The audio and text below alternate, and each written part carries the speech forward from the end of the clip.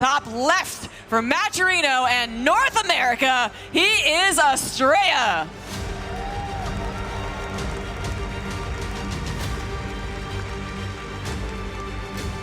And down here in the bottom right-hand side of the map, your previous IEM Katowice champion.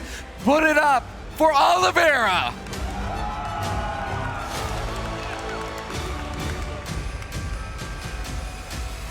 Also proudly representing DKZ Gaming. I saw some folks actually out there in the crowd of the DKZ jerseys and everything, which I know a lot. I remember there was a big deal how many of those actually even sold. Yeah. That team was quite happy about Oliveira's performance there. Yeah, and here for a lot of the Chinese fans, of course, as well, not having, I guess a great time with the Blizzard games, right? But then he's been here, he's been consistent, he's been a force for them, and they've been so excited and so passionate. I've had a lot of them come up to me. Even I was in Korea a little while ago, but even in the States as well, anywhere that I go, and they're always just like, we love that you believed in him, and we love that he did so well, and we just really want to, be proud of someone. So you were the one that wrote his card as 100. Yes, yeah, exactly. So I got a little extra credit for that one. But obviously, a lot of us loved that story, and we were there for him for Katowice. We were there, I guess with him, right? So even though we don't necessarily want any player to lose, it was just an amazing story. And we're still at that point where we don't want any player to lose, but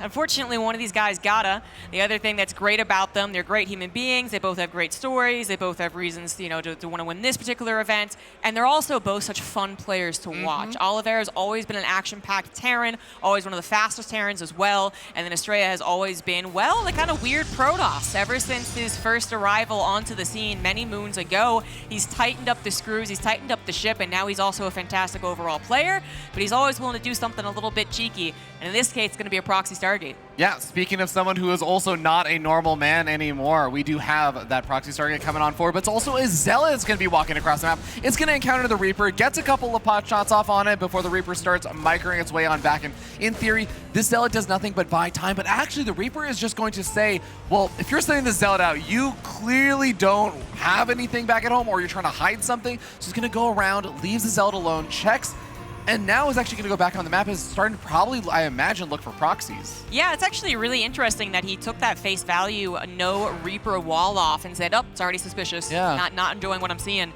But he has not yet confirmed that it really is a dedicated one-based build, and this is something that you absolutely do have to confirm. It's not in the meta anymore to do what Astrea is doing, and he is actually getting away with it. I think I saw him once try and do this, but then it got scouted, it was awkward, he gave up on it. This time around, the proxy Void Ray is on the way. His Apply Depots are under attack. A couple more Reapers pop out into the waiting arms of the Zealot. Fortunately, slip on by, kill the Adept, and are gonna grab the Zealot as well. But the Void Ray appears, and I'm not sure that Oliveira was expecting that particular maneuver. It heads right towards the reactor, and that will get bopped. Absolutely brutal, as that reactor going down means that Marines, probably one of the only units that can actually hold its own a little bit against this Void Ray, are not going to be produced nearly as quickly. Even the Marines that were made are heading down to the low ground. Widowmine actually burrowed on the low ground as well, going to prevent any additional units from easily getting over there to repower things, but that one Void Ray alone, if it gets a prismatic alignment on top of that Cyclone, it is dead.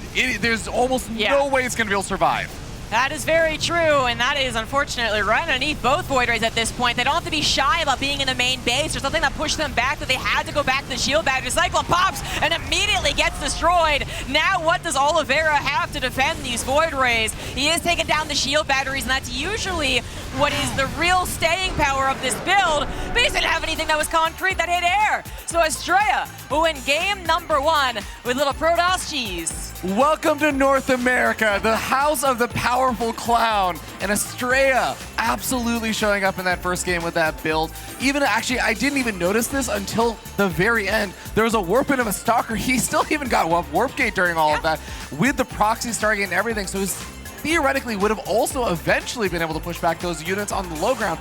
Really just great reaction there from, or great build there from Astrea, but also really unfortunate misread there from Oliveira. You're pointing this out, the unit choices that he was making 2 additional Reapers after he saw the Zealot and the Adept there. I mean, imagine if he had even made 2 additional Marines over there. If you had started up instead of a Widow Mine there, you go just for the Cyclone. There's a lot of things that just went terribly wrong there for Oliveira. Yeah, it's actually kind of funny, though, because at the start, you might have said that that was maybe a better situation. He didn't one Rax expand, you know, almost blind, and then said, like, oh, I don't know, nothing's happening, and then had that awkward scenario. But it still ended up being awkward because of the units that he produced with his buildings. Had he gone immediately into a Cyclone, because it does build without a tech lab now, you have that fairly fast. You force the Void Rays to move back to the shield batteries at least once, if not more, giving you more breathing room for more Cyclones, more Marines, perhaps a bunker if you can get that up as well, just to help, you know, bridge the gap while you get up something more concrete.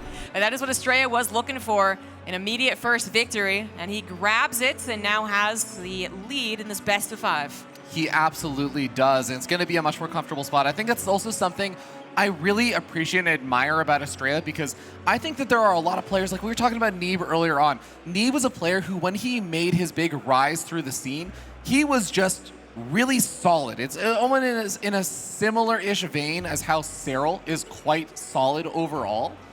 But what's kind of interesting is that we have Astrea, a player who rose through the scene, and it wasn't necessarily that he was just mechanically outplaying everyone else, but instead it's his strategic build order placement and choices was really, really cool to see. And I think that's actually a very difficult way to rise up, because it's hard to be consistent while also having your big power play being innovation, because sometimes that just backfires. Sometimes you misread a situation. Yeah, absolutely. It's interesting that both of the rising Protoss stars of North America are very different in terms of personality through the game. You know, you do have Neeb, who was just basically grinding out macro game after macro game, pretty much famous also for his long PVZs versus Scarlet, right? Yep. And then you have Astrea, who, again, really from the get-go wasn't just, it's not that he was cheesy. There's kind of like 2 fields of thought. You know, there's the be aggressive, be cheesy, have fun with the game, learn the unit controls, learn how the interactions run out, and then there's the, well, pick a build order and get really good at macro, right? And that sometimes is reflected even amongst the regions. But it wasn't that he was cheesy. It was that he just really enjoyed thinking up new things. And if they happen to be cheesy, so be it. But he also has what we call sometimes macro cheese. You know, 230 next or something like that. Oh, so, yeah. So Astrea really came up in a very different fashion, but both getting some very famous games, I suppose. Neeb still with the bigger accolades. You know, he did have those actual WCS titles back in the day. He did have some appearances at BlizzCon we're really hopeful for as well. But Astrea's always on the verge. We're just waiting for him. Yeah, and he's able to take these incredible series against really incredible players. I mean, even thinking back on his a little while ago, one of the more older Homestory Cups now, where he was able to take out Raynor, for example, and really, really big upsets, and be able to get incredible finishes, but not quite in the big premier offline events, the deep runs. That's what's kind of been eluding him, it feels like, this entire time. So certainly. I can't wait to see what he's going to be bringing out here in game number 2, because he's already set an incredible pace for game number 1. But this is the scary thing, is that it's the diversity of things Astrea can bring. He's not one of those players that just brings a build or a cheese or something and says, all right, now back to macro. It's like, well, no, there's always going to be a little bit of an Astrea twist on everything. Absolutely, yeah. And, of course, we're talking a lot about that because he did win game number 1 with one of those offbeat builds. Not a particular Astrea, I guess, special, but, you know, certainly offbeat for the current meta. NA special. Yeah, there you go. You can call it that one. But obviously, especially as we get into more of a back and forth for the early and mid game, we're going to be highlighting Oliveira's strength, which again, a lot of it is that speed. I think he's a very confident player as well, which works when you're really fast. So we don't have a lot of indecisiveness from him. And we also get to see some really fun micro, too. I'm certain that we will see some Cyclone shenanigans on the other side, especially maybe as revenge for that first game, too. I would not doubt it. But we have an entire best of 5 still to go, and we are finally loading into Golden Aura for game number 2. Yes, we are, and we are going to be starting down in the bottom right-hand side of the map on top of our American Protoss player. Put your hands together for Matcherino's Astrea.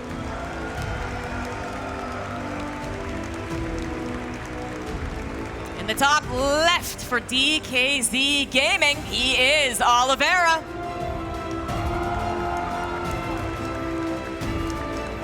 I just want to say, I love this crowd, Zombie Grub. Yeah. Not only are they cheering loud and proud for our American boy, Yeah.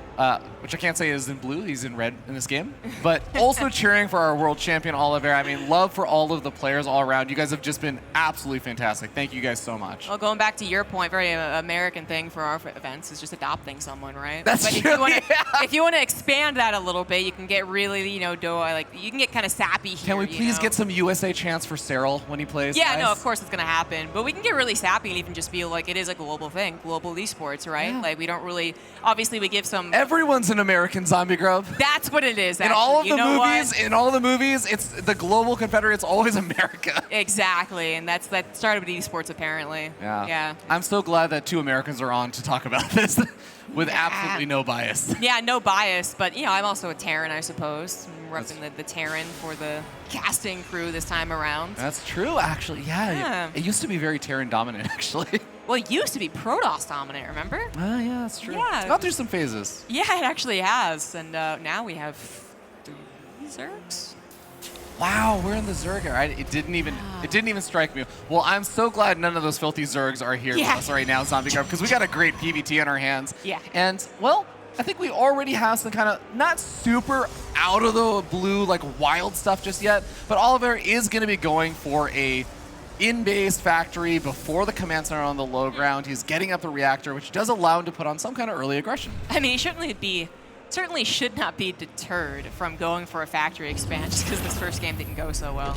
But this one is going to be a factory expand without that second gas, so it gives you the option of the factory before command center, but then you are still getting a good timing of command center, and you can afford either Hellions or nowadays Cyclones, and that's the big difference. That's something that Protoss have to worry about. Astrea slapping down a proxy pylon even after his Nexus is going to go for a gateway-based opener.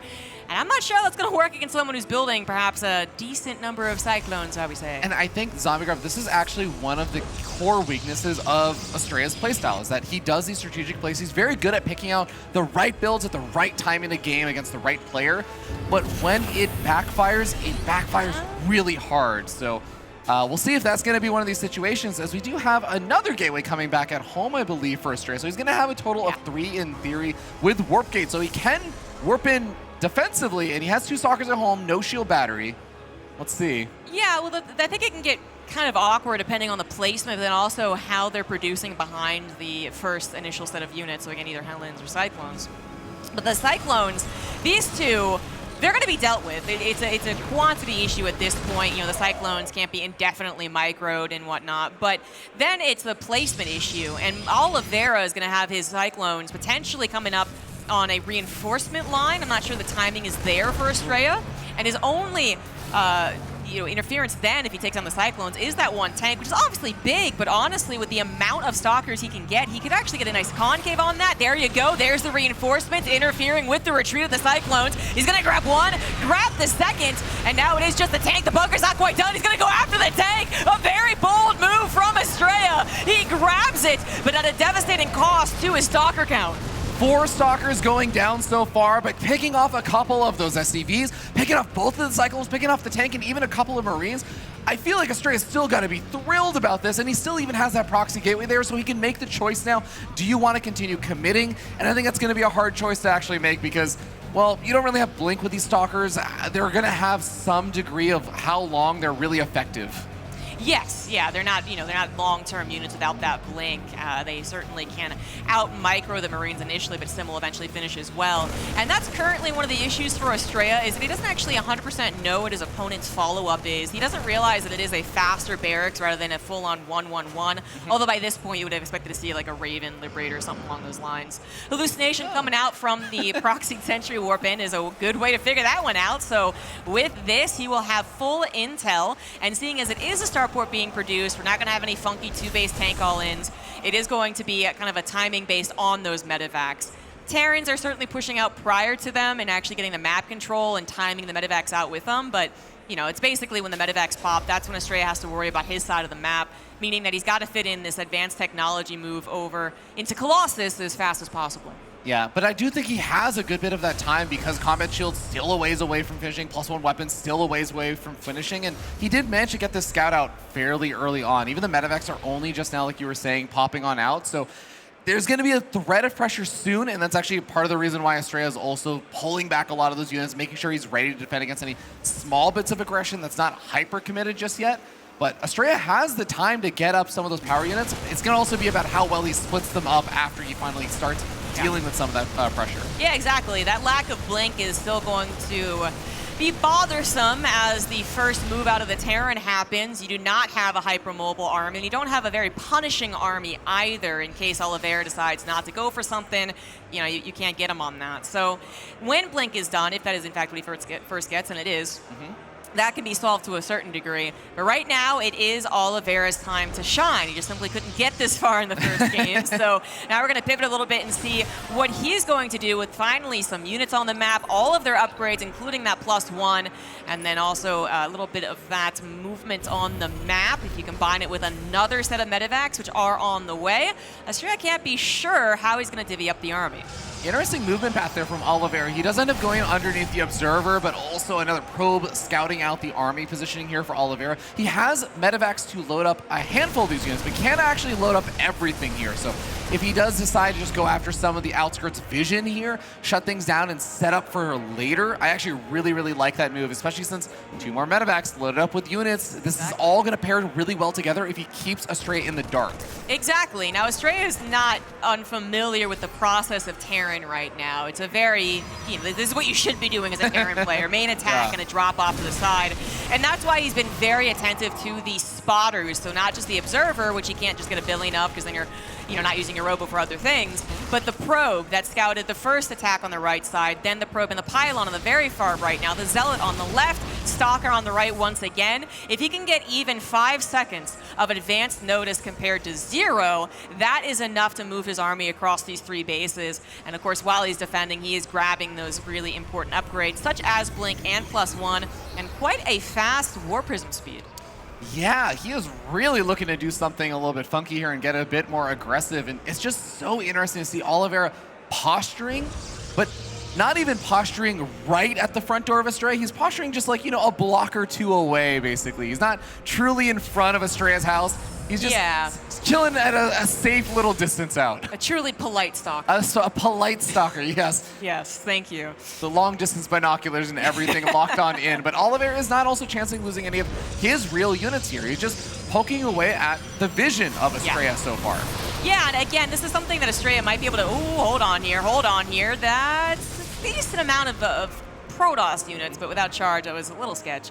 But this is also something that I think a Protoss can eventually pick up on, right? Is that lack of kind of like trigger pull from the Terran, especially if they are able to track the army size, and that kind of indication that they might be waiting for more of a maxed out scenario when they have Ghosts, when they have Vikings. Now, Oliveira actually in a kind of interesting move goes into tanks into the mid game. Usually you start with them and then you stop. That War Prism does get figured out immediately. So here I've been talking about whether or not Astrea can predict Oliveira. It looks like Oliveira 100% predicted that War Prism. Not so much the DTs, but he's also taking care of them as well. Yeah, one of the DTs already got taken out. Another DT was in the War Prism, and this is the 3rd DT, which is not going to be able to find any damage, but at least survives. Oliveira, though, is going to allow it to survive because he's going for his big push out. Sieging up well outside the range of any of the actual Protoss bases. Yeah. But, I mean, if he's going to make a very slow push, I guess that can work. But remember, there's time that Astrea gets to get more disruptors out, to get a more charge loss, and maybe get up a shield battery, but that shield battery gets canceled. Astrea abandons the base. He needs to. He absolutely needs to. Oliveira is kind of doing like a 3-base, let's say, dedicated attack. He's forgoing on his upgrades and is just focusing on the siege units. The Vikings take out the first Colossus, but those charge lots, they are just butted up against their own force fields, and they clumped up hard. Astrea's supply now looking so hot. One disrupt is going to try and turn the tide. It's not going to happen, and Oliveira's first big push might be the last in this game. It very well may be, and it is Oliveira taking the game. A fist pump from our Chinese Terran player. I got a little bit afraid there for Oliveira because, as you were saying, there were some really terrible things that were going wrong for Astrea in that fight, with the force fields completely locking out all of his Zealots, as if that wasn't already a choke point with the ramp anyways. Yeah. But there was one big disruptor hit also that happened in the middle of that fight on the other side of the force fields. but it just simply was not anything close to enough for how bad of a fight that ended up being for Astrea. Yeah, Oliveira did end up, kind of primarily targeting that particular push. It wasn't about the drops finding a tremendous amount of damage. But then when that happens, as I was saying, I would say a lot of the time it is indicative of the Terran. Yeah, this is the fight that is so important. But it's really usually indicative of a Terran who's going to play even a bit later. Again, waiting for Ghosts, for instance, is already a little bit more time they have to spend waiting for them to pop out, 3 of them usually.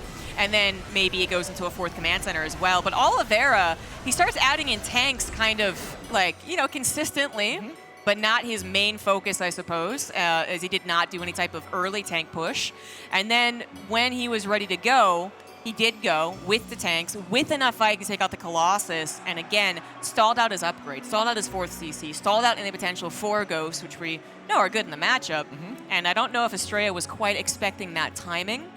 If he did, certainly trying to go out on the map and stall it out a little bit more, force the tanks to siege before they reach that choke, would usually be a play, and then obviously not choosing maybe the worst attack, because you have a little more time to think about how you want to control the situation. Yeah, it's really tough, and I think that's why I don't disagree with what you were saying earlier about, like, he had to abandon that 4th base. But when I looked at his army and I saw all those charges, I'm like, well, if you abandon this 4th base, you're secluding yourself into your 3rd base location. You never get to take a fight here. Like, there's no way you get to take a fight that's going to be nice, because you just have 20-some Zealots, and it's going to be really difficult. So True. Yeah, it's going to be interesting to see how these players decide to round out their compositions in that mid game if we get to it here in game number 3 as we head on into the top left-hand side of the map on top of the red Protoss player from Maturino Esports. He is Astrea.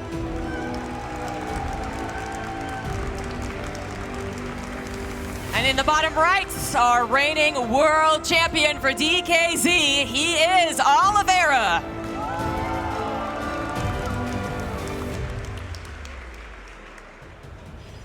Heading into Oceanborn, the most pronounceable map that we have in the map pool. Yeah, thanks, map maker, who made Oceanborn. Yeah, I don't know if you guys have also looked at the TLMC contest winners for how a lot of these maps basically get made. For the most recent one, they're all really pronounceable. Feels strange. It's so strange. There was only one, I think, that I don't know if our producers would be okay with me even saying the name of on stage. Oh, well, that's probably going to get changed. But shout out to the person who verbally slapped the map. I'll just say it's the one where the first letter isn't capitalized, it's the last letter. That does not help me. I'll show it to you later, but you guys will be able to identify it when you see it. Yeah, anyway. Yeah. I have learned to pronounce all the ones here. I mean, I'm not pronouncing Radisek correctly, but... Radhuset. I don't even know. I haven't even tried. I mean, the best thing that you can do is just try and pronounce it incorrectly. I think it's Swedish, right? It's a subway station, actually. Can you pronounce it with a Swedish accent? No, but that's what I was going to say, is that they're so far like the least bothered by our lack of attempts. The Swedes are truly just an accepting people. Yeah, exactly. Except us ignorant Americans, of course. Anyway. So yeah, you definitely were right about that point where Astrea, because he had to give up that base, because he had to basically just pull back immediately, like shock and awe campaign there from Oliveira, he lost the opportunity to get a big concave. But I do think that, given a little bit more time, which he might have been able to grab just playing defensively with the ranged Colossus on a shield battery, he could have still tried to set up the Zealots coming from a different angle. That's actually a very good point. It takes time to set up 100%, but, I think that's something that would have 100% happened if, again, Oliveira had been stalled a little bit. If those tanks weren't suddenly already sieged up, from their first siege on top of something important like a 4th base. Yeah, no, absolutely. And I mean, even to back up your point more, there were 2 additional disruptors that were popping on out. Remember, we saw that one disruptor that got sniped off at the last second before it got a big final Hail Mary connection off. If there's 2 more disruptors that are also paired in with that, it becomes a lot harder to justify being able to snipe that off and say, okay, I can kill this versus I need to leave and back off, gives Astrea even more time, so all kinds of things can happen. But all of that is less relevant for the beginning of this game, where we do have a proxy pylon from Astrea. Yeah, Astrea is all about the proxy pylons today, and this time it's going to be for a good old Dark Shrine. I'm definitely going to call this another cheese coming out from Astrea, hoping to set him up well into this game. Oliveira, he dealt with those DTs in the last game, basically no problem, as if he did scout him, which I'm pretty sure didn't. But now it is a problem, as if he doesn't scout this, even if he retains 2 scans, which professional Terrans are very good about holding on to it around 4:30 to 5 minutes. you still have the problem of it usually being 3 DTs, so 1 more than you have a scan for, and then you still have the problem of actually tackling the DTs, which are decent damage dealers. Yeah. Little dance there from the Cyclone around the Adept was cute. Yeah. Even just having the Cyclone out over here, by the way, also makes cleaning up those DTs a lot easier. The Cyclones just are relatively fast units, so they can chase down those DTs. They lock on and have a good range and can attack while moving, as opposed to the Marines that just do little chips damage, and you're like trying to kill it before it gets out of the scan range. So yeah, Banshee opening yeah. Oliveira. This actually feels like something we would have seen in Gumiho Crew. I mean, we basically did, right? I mean, I think the timings were a little different, but Gumiho Creator, you know, a potential tank push up against Dark Shrine can get awkward real fast. And I do think in general I prefer this for the DT player. Yeah, I really, on that note though, Astrea is actually getting shield batteries inside of his main mineral line already, which is one of the best things you can have to buy time against a Banshee. So this is actually really, really nice for Astrea, already being able to handle this like before he even really scouted it. Yeah, no, by the way, 100% Oliveira is going for this tank push. So the combat shield's coming out first and foremost. He was going to do a 2-base, again, let's say dedicated attack. Now he's got a little reconsidering to do because the DT is going to do damage here. Natural is cleaned up fairly quickly, but it's just... It's the timing. It's the fact they one-shot these units that make them still usually able to grab enough damage. Now, 7 SCVs for 2 DTs, if this was a normal game, there'd be some question marks, but it's not. It's an abnormal game for the Terran side as well. Raven does obviously have to be built, and it's also helpful, so it's not like it's terrible to build. But now Astrea also got some scouting done. He should be putting 2 and 2 together as he almost grabs the Banshee. And thinking that there could be a push, because the Banshees are great for distracting for the tanks to come across the map or pairing up with the tanks. As far as DPS goes, they're pretty impressive. So if Astrea can figure that out, I think charge first is an excellent decision against a potential tank, again, let's say dedicated attack. And now it's just a matter of gaining enough units. That third Nexus might look like a reach too far, but if those gateways finish, he gets maybe 2.5, 3 warp-ins, he will demolish this push. But buying time, like you were saying before, is so important. Actually being able to soften up that Raven is also nice. Loses a Stalker in the process. I want to note, Astrea's army right now until just a second ago when he warped in some Zealots, it was 4 Stalkers. That was the entirety of everything right now. And the push is already at his front door. Charge is not actually complete just yet. So even warping in the Zealots isn't going to be that effective. The gateways aren't actually complete. And even after they finish, it's still another 5 or 6 seconds to make actual warp gates. Yes. Well, the gateways, there'll be enough of them right now, I think. It's going to be a total of 8 gateways, and that's why I said 2 and maybe 2.5. The issue is absolutely that he has to go up the third Nexus. That is a bummer. You would, of course, love to save that, but if he demolishes this push, if he gets a big surround with charge, which is 5 seconds away, then it would go well, but things are a little awkward. Finally, charge finishes with the overcharge and the Guardian Shield, but that wasn't enough warp-ins, especially with the auto turrets coming in to help the DPS. This might be cleaned up, but it wasn't the demolishing that I had in mind. So Astrea's gonna have a tough time getting return damage for the lost third Nexus. Yeah, nice micro with the Stalkers on the bottom side, trying to keep them alive, but Oliveira eventually focus fires them down. The Raven also barely escaping out of there alive. I think Astrea tried to send some Stalkers earlier on before the fight was over and try and segment it off and find it. I don't know if he's actually gonna be able to. Oh, no, I think he's just gonna have just missed it. Yeah, so it's kind of it's an interesting game, right? That third Nexus went down without contest, but that means you save the probes and you don't make the fatal mistake of trying to beat something when you're absolutely not prepared. And he was a little underprepared for when the push really came to shove, so that's why it wasn't, I think, a demolishing. If he had the Guardian Shield with the overcharge and just a couple more Zealots all together from the get-go, I do think that would have been cleaned up a bit faster, and then that actually does add a lot. As you get your third Nexus back faster, you might even threaten a counterattack, as Oliveira did, of course, build a bunker, realizing that could be a potential problem. But now Oliveira, I think, can say for sure that he did enough damage to the economy, he did enough damage to the army, and as far as that Terran, you know, just kind of production and economy goes, he's pretty comfy on 2 bases. He's building the things that he needs. He's got the upgrades that he needs. Yeah. And he saved that Raven, which can come in with an anti-armor missile against a Protoss who's going to be dependent on charge lots for some time. Yeah, charge loss with no upgrades against an upgraded weapons army for Oliveira. So this is actually going to be a very scary moment here for Astrea. As Storm, I think, as long as Astrea buys himself even a tiny bit of time, I think Storm will finish in time. Are there any High Templars warped in? There are 2 already out on the map, and these Zealots actually going to be able to cut off some reinforcements. And even if he doesn't actually force Oliveira to stall out for a little bit, this is nice. I actually love Oliveira right there. He just runs with his army because he's like, I'm not going to pull back. I know you're weak. Anti-armor missile hits the heart of the Zealots. The storm is not yet done, and Oliveira knows that he had the potential to win right here, and he might be hitting the perfect timing. The literal perfect timing as Storm completes, but how much Protoss army is there really to support the Storms? The pre-spread is already pretty great here for Oliveira as well. Immortals trying to focus fire down the Siege Tank, not able to get it just yet. Charge lots coming in from behind though. The reinforcements are able to clean things up, and the Nexus gets down with all of its shields, but Oliveira is mostly cleaned up. He is able to depower a lot of warp gates, and there are the reinforcements. Yeah, but it's a little awkward. Oliveira not paying attention. They don't have medevacs either. The Zealots get some decent first shots, but more and more reinforcements are coming through. Oliveira, I think he knew exactly how Astrea was going to try and play the situation out, which was correct, by the way. It's just that Oliveira figuring it out and not being distracted is still going to grab yet another third Nexus, and he's still going to have a dominant position in this game. Oh man, Astrea was also seconds away from getting another shield battery overcharge that could have maybe kept that base alive a little bit longer, but Oliveira, he is truly making the most of every single second, and he says this last second of your game here is over. Astrea, get out. You're done. 2-1 for Oliveira. He takes the lead. Yeah, very nicely done. I really got to applaud that. Both players, I think, played the post-third Nexus kill scenario pretty perfectly. Astrea went into Storm, which complements nicely with Charge, but also is a decent comeback and stalling mechanic, right?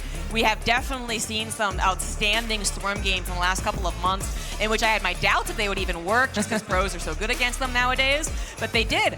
And then that combined with the run buys extra 5 seconds, buys the better Storm on the ramp, buys extra 5 seconds. Seen that so many times. Oliveira figured that was going to happen, almost gets distracted by the charge lots and goes, you know what? That's not going to do enough. I know that you're weak. You're probably still getting Storm, and as he scanned and he saw the High Templar still pretty fresh, he was like, gonna go for it. At the end of the day, he also had tanks and a potential concave that at least would have mitigated the Storm, so it still would have been an effective attack, even if he was a little more surprised by it.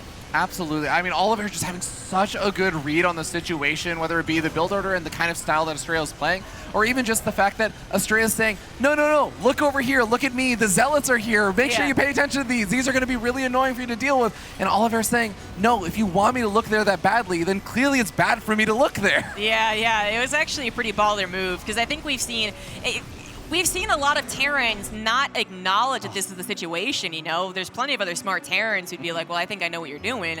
It's that the decision to not deal with it can sometimes lead to catastrophe. I mean, you know, Clem Max Packs, because it's played a bajillion times, is an easy thing to reference. A while there, Max Packs was winning more, not lately, but still. And I think a lot of it was basically Clem's like confusion as to what exactly he was supposed to do. Pull back to deal with the harassment or continue moving forward, and he'd choose the wrong time so consistently. And then eventually he got good at it. But just to really highlight that, again, both players, I think, played that out as well as they could post third Nexus kill. But of course for Astrea, it started off more awkwardly for him. Oliveira was delivering the final blow.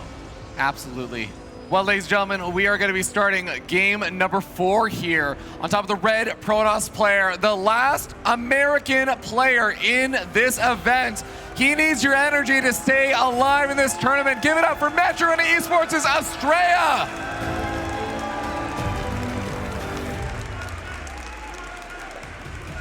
And in the bottom left, as the blue Terran for DKZ, he is Oliveira.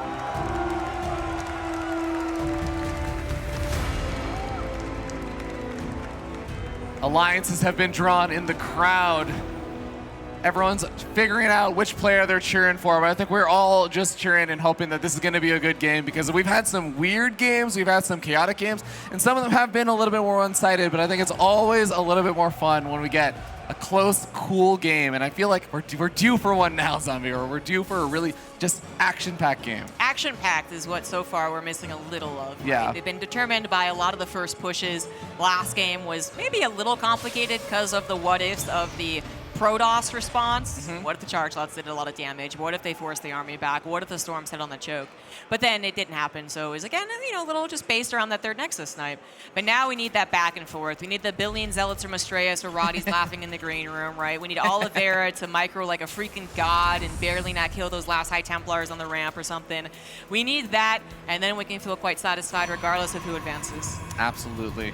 I also just want to note, if you guys missed it, by the way, the pop-off from Oliveira at the end of that last game, I caught it on the recap, and absolutely beautiful. I hope someone clips that and posts it to Reddit, because truly, truly, you can feel the emotions from both of these players coming in over here in a very important stage of this event. This is one of the matches that's going to determine who's moving on to the playoffs, who's eliminated. Both players, no doubt, encouraged by the fans. The audience, just size in general, is already awesome to play in front of, but then, of course, all those passionate fans we saw waving those banners around. I want to perform for you guys as well. Now, we do have a Sentry coming out for Astrea. He is one of the few Protosses who does this pretty much reliably, I guess is the right word, even sometimes a Sentry first. If he does this, he also sometimes goes for a super, super insanely fast third Nexus. Not in this game. Does go for the Twilight Council. This ensures that he will have scouting, but it can be, it's definitely not the way to go for every Protoss. You know, that Sentry coming out as an early unit, not a reliable fighter, and is a heavy cost of gas, so not the quickest way to get to your technology. It can be very annoying to deal with some of the kind of things that a Terran player can throw at you if you are just going for that Sentry, like you said. The early game, even the Reaper harassment or a couple of early Cyclones can be really, really frustrating to deal with, but we just have a single one of those Cyclones coming on out over here for Oliveira. Quick blink getting fired on up, and for me, Zombie Grub, one of the things I gotta be keeping an eye on is how many extra gateways get added on, and is Oliveira gonna see that gateway count, because Reaper moves in, and I think it saw the Twilight Council. It did, but then it got destroyed. So you were just saying you want to keep an eye on those gateway counts, and that's certainly the thing to keep an eye on. Oh, wait, did he? No. Oh my gosh. Well, did see the Twilight Council. Okay, so yes. Yeah, so then he didn't. He's not going to be able to see the gateways though, and that's really the concerning thing. Is it is a 4-gate, 2-gate, 3-gate? What is it? And it's a third. It's a third base. He didn't see any robo, and he did get kind of into the bases a decent amount. So he might already be leaning towards a macro game, right? Especially as Hallucination comes in for a scout. Look a little awkward, I guess, if the whole plan was a 4-gate anyway, and you prioritize scouting, because the 4-gate's almost a scout in itself. But yeah. No, it is a third Nexus. Oliveira, not going to have any Hellion or Reaper that goes over there, because his Reaper died, but that might, you know, that's fine, because it is a macro game, but I'm wondering if he actually might go to the wrong third base initially. That actually would be a little bit funny, but we'll see if it gets to that point, or when they get to that point when Oliveira actually feels comfortable moving out, because like you said, it's just going to be the light bit of aggression here. 4 Stalkers, no Warp Prism or anything, making their way forward, and Blink is about to finish up. But there is a Siege Tank sieged up over here. Astrea is not supposed to get very much done. Maybe you get lucky and pick off like 2 or 3 Marines, but that's really the expectation. And all right, if you didn't know, a Sentry kills a Marine without losing any shields. Nice. So as I was pointing out, there's no Robo. And obviously if it was going to be a 4-gate, a Robo has to come down for a Warp Prism. There still is no Robo.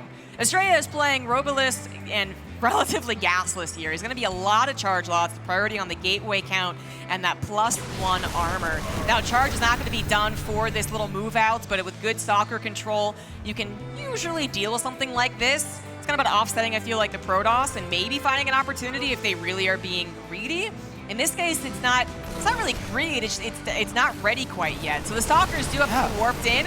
Unfortunately, warped in without that shield bounty to already protect them, and that pylon is awfully vulnerable. Oliveira's first push, might lead into something really scary.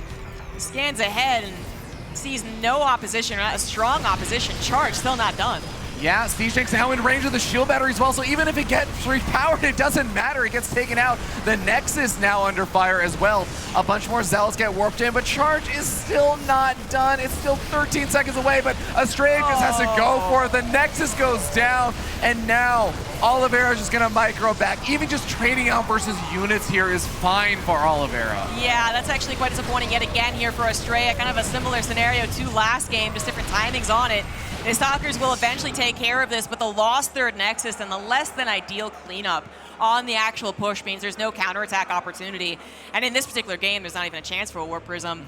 But Oliveira, you know, he pushes out kind of at a lot of timing. He doesn't have the fastest +1 attack, and he kind of commits when maybe Astrea didn't expect him to. Because I do wonder if Astrea could have warped in more stalkers continuously if he really thought that was going to be committed to. I really think that Oliveira has just realized this thing, maybe specifically about Astrea, but even just all about a lot of Protoss players in general, that they just have such fine timings on their build orders and their choices. When do I get the battery up? At the absolute last possible time. When do I do my warp-ins and have all my warp gates finished up? At the absolute last possible second. When does charge finish up? At the absolute last possible second. You have to buy time. We always talk about how the stalkers have to buy time as that attack is coming across the map.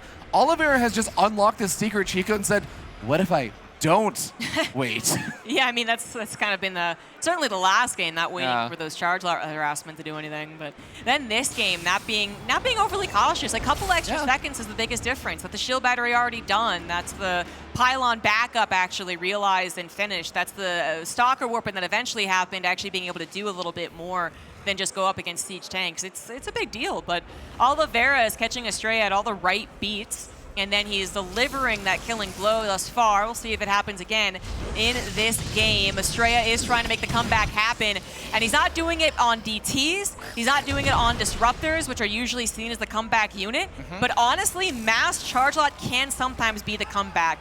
We do have to talk about that in a second, though, because Widow Mines are popping off, and attacks are happening on Astrea's base long before he is ready. Yes, indeed. The charge lots are not in the high enough numbers that he was looking for. Stalkers are going to try and buy a little bit of time over here, but even that fourth base location is looking like there's no way Astrea can defend that. It goes down. Probes are going to be falling. Oliveira's already large lead is going even further forward, and it looks like Oliveira is on the cusp of victory here if he can just push just a tiny bit more. Yeah, Astrea losing so many probes. If he had evacuated, there's still a chance, 3-base saturation, rebuild that fourth after, but now there doesn't really seem to be a chance. There's still too few charge lots. They're not getting any type of surround. Widow Mines aren't being cleaned up, so they're getting second shots. And it does look like Oliveira is going to take the 3-1. He is getting so close to it. He can feel it. He can taste it. This is going to be another one of his big events, and he's going to set it up by taking out the last American player at the American event. The final couple of Zealots have gone down. Oliveira doubling the supply of Astrea, and he is ready to move on to the playoffs. I think it's going to happen. Astrea wants to give it to his very last, as it is his last chance in the tournament, but he does finally top out. And Oliveira is going to move on to the cheers of his fans.